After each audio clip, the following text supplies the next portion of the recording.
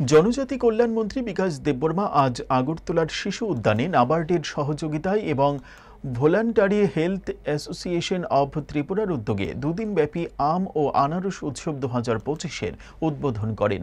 মন্ত্রী বলেন, এই উৎসবটি ত্রিপুরার সমৃদ্ধ উদ্যান ঐতিহ্য এবং কৃষি অর্থনীতিতে অপরিসীম অবদান রাখা পরিশ্রমী কৃষকদের উদযাপন। তিনি বলেন, ত্রিপুরার আম ও আনারস কেবল সুস্বাদু ও পুষ্টিকরই নয়, বরং টেকসই কৃষি ও গ্রামীণ উন্নয়নে আমাদের রাজ্যের সম্ভাবনার প্রতীকও।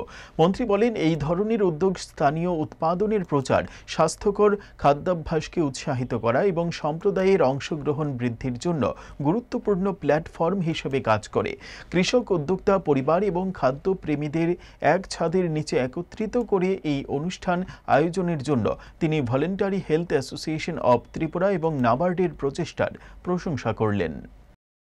আজকে এখানে স্টেট লেভেল নাবার্ডের উদ্যোগে আজকে ম্যাঙ্গো এবং পাইনাপেল ফেস্টিভ্যাল হচ্ছে 2025 আমাদের চিলড্রেন পার্কের মধ্যে। এই ফেস্টিভ্যালের মাধ্যমে আমি বলি যে আগামী দিন আমাদের ত্রিপুরা রাজ্যের মধ্যে পাইনাপেল যেমন আমাদের বিশ্ববিখ্যাত, আমাদের এই ম্যাঙ্গো বিশ্ববিখ্যাত হবে আগামী দিন। কারণ আমাদের ত্রিপুরা রাজ্যের মাটি সোনার টুকরা, সোনার মাটি, যে কোনো ফল আমাদের এখানে ফলন যায়।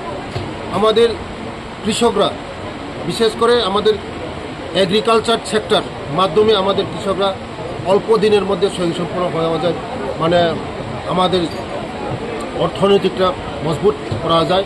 তার জন্য আজকে আমাদের কোনোদিন আমরা ভাবতে পারি না আমাদের ত্রিপুরা যে এত ধরনের ম্যাঙ্গো, এত ভ্যারাইটি আছে। আজকে আপনারা সব সাংবাদিক বন্ধুরা দেখছেন যে আমাদের ত্রিপুরা রাজ্যে কত ধরনের ম্যাঙ্গো ভ্যারাইটি। তার জন্য আগামী দিন আমাদের ত্রিপুরা রাজ্যের মধ্যে এই পাইনাপেল এবং ম্যাঙ্গোর মাধ্যমেই আজকে আমাদের ত্রিপুরা রাজ্যে স্বয়ংসম্পূর্ণ হবে।